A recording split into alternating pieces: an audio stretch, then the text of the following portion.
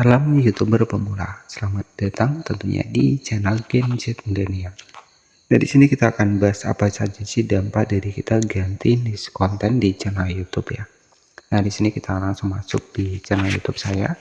Nah, di sini untuk viewsnya di sini sekitar 4 jutaan teman-teman ya. Ini ada 316 like dan juga 1900 komentar ya. Nah, jadi dampak dari kita ganti niche konten nih untuk di channel YouTube ya.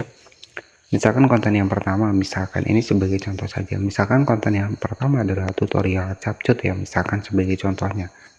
Kemudian teman-teman ubah nih ya dari tutorial capcut, kemudian mengubah ya pertama pembahasan tutorial capcut ya.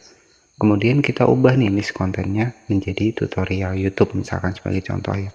Jadi dampak resikonya apa? Ya dampak resikonya yang pertama ya untuk sistem rekomendasinya juga berubah teman-teman. Jadi seperti itu. Jadi kalau kita menjadi konten kreator di channel YouTube, kalau kita ganti niche konten ya itu sama saja kita itu mengulang dari nol ya. Jadi kita harus mencari nih untuk penonton-penonton yang senang dengan tutorial YouTube itu sebagai contoh saja.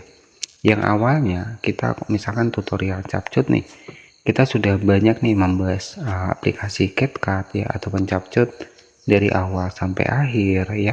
Kemudian kita ganti niche konten nih ke tutorial YouTube ya. Misalkan karena pembahasannya sudah habis ya. Nah, jadi kalau kita ganti niche konten itu resikonya adalah ya sama seperti kita mengulang dari awal, teman-teman. Nah, jadi itu ya. Jadi di YouTube ini untuk bisa cepat kita mendapatkan rekomendasi dan juga video kita itu direkomendasikan di kreator yang setopik, yaitu kan fokusnya di satu tema ataupun satu konten. Jadi kalau kita memang fokus di tutorial CapCut, ya udah fokuskan saja di tutorial CapCut. Walaupun sesulit apapun konten yang akan teman-teman buat, ya kita fokuskan saja di tutorial CapCut. Jadi kalau kita ubah nih dari tutorial CapCut, kita ubah ke tutorial YouTube, yaitu kita harus sama seperti mengulang dari nol. Kita harus mencari nih untuk penonton-penonton yang senang dengan pembahasan tutorial YouTube. Jadi seperti itu. Jadi kalau kita ganti tema di channel YouTube itu sama seperti kita mengulang dari nol ataupun mengulang dari awal lagi. Ya, jadi seperti itu. Nah, itu sebagai gambaran saja. Nah, kalau masalah ubah nama ini sebenarnya nggak ada masalahnya. Kita mau ubah nama berapa kali pun nggak ada masalahnya. Tapi kalau kita sudah ganti ataupun ubah niche konten, ya resikonya video kita akan sepi. Kenapa? Karena untuk yang pertama nih, peminatnya sebagai contoh saja. Ketika kita sudah dari awal membahas tutorial CapCut, kemudian kita ganti nih ya ke tutorial YouTube, pasti penonton CapCut jarang yang mau nonton tutorial YouTube misalkan sebagai contoh seperti itu, karena mereka fokusnya di CapCut. Karena di CapCut juga sama. Ya, di CapCut juga bisa menjadi konten kreator. Kalau teman-teman ataupun sahabat belum tahu ya, di CapCut itu juga ada teknik konten kreator di mana kita bisa bikin template yang dipakai itu kita bisa mendapatkan penghasilan. Nah, jadi seperti itu, sama seperti konten kreator di YouTube juga. Jadi kalau kita sudah fokus satu niche, ya udah kita lanjutkan saja fokus satu niche. Nah, tetapi ada beberapa hal nih, misalkan perubahan niche konten nih, karena mungkin yakin dengan niche konten yang baru. Nah, itu nggak masalah. Tapi memang kalau dampak dari kita mengubah niche konten, ya dampaknya pasti akan sepi. Dan oke, jadi ini sebagai contoh saja, kita langsung masuk di aplikasi YouTube ya. Nah, di sini tuh nanti ketika teman-teman sudah lolos monetisasi, itu akan bertuliskan seperti ini. Jadi Anda adalah partner YouTube. Kemudian di sini ada beberapa fitur monetisasi. Dan tentunya di sini peluang buat teman-teman bisa mendapatkan penghasilan dari YouTube itu ada kurang lebih sekitar 6 fitur monetisasi.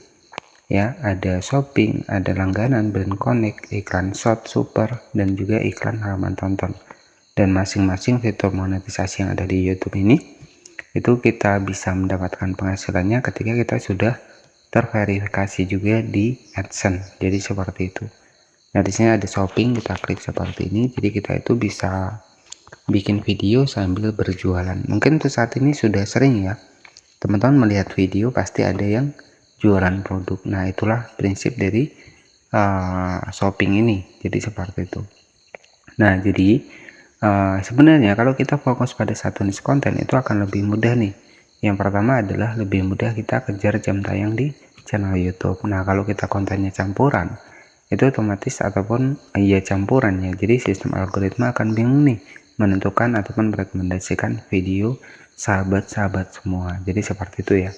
Dan ini sebagai contoh gambaran saja ketika nanti teman-teman sudah lolos monetisasi di YouTube ya. Tapi untuk kita bisa cepat lolos monetisasi di YouTube, ya mungkin kita harus tembus di 4000 jam tayang dan juga 1000 subscriber ya. Itu memang peraturan sudah lama ya. Tapi untuk konten short sendiri ataupun video panjang itu saat ini bisa 3 juta penayangan short, itu kita bisa mendapatkan shopping, langganan, brand connect, dan juga ketika 3000 jam tayang untuk video panjang juga sama. Jadi seperti itu ya. Jadi dampak dan juga resiko ketika kita ganti niche konten yaitu sama saja kita ngulang dari awal ataupun mengulang dari nol ya. Dan untuk konten short sama video panjang apakah boleh digabung? Sebenarnya nggak masalah, karena setelah saya riset ya di beberapa video saya itu antara rekomendasi short dengan rekomendasi video panjang itu berbeda. Jadi nggak masalah sih sebenarnya. Tapi kalau memang lebih bagus ya antara konten short dengan video panjang itu satu tema, itu akan lebih bagus ya teman-teman. Jadi mungkin seperti itu saja yang bisa saya sampaikan, beberapa dampak dari ketika kita mengganti niche konten kita yang sebagai contoh tadi.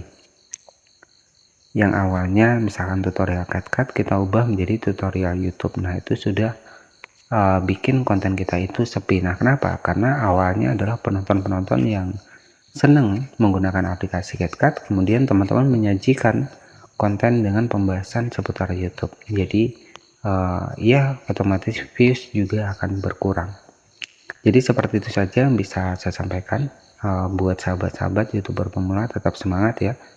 Kemudian kalau memang kita pengen yang simple, ya udah bikin konten keseharian. Jadi kalau keseharian itu simple ya, kita nggak perlu mikir untuk videonya apa, kita tinggal rekam, kita tinggal upload. Jadi seperti itu.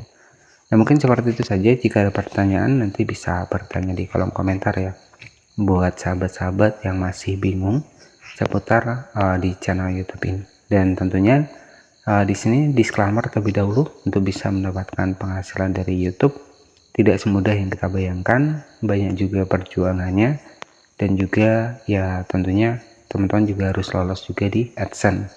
Nah, untuk di YouTube sama AdSense itu lebih agak berat di AdSense ya, karena di AdSense kita harus benar-benar teliti juga. Seperti itu saja, terima kasih dan selamat malam.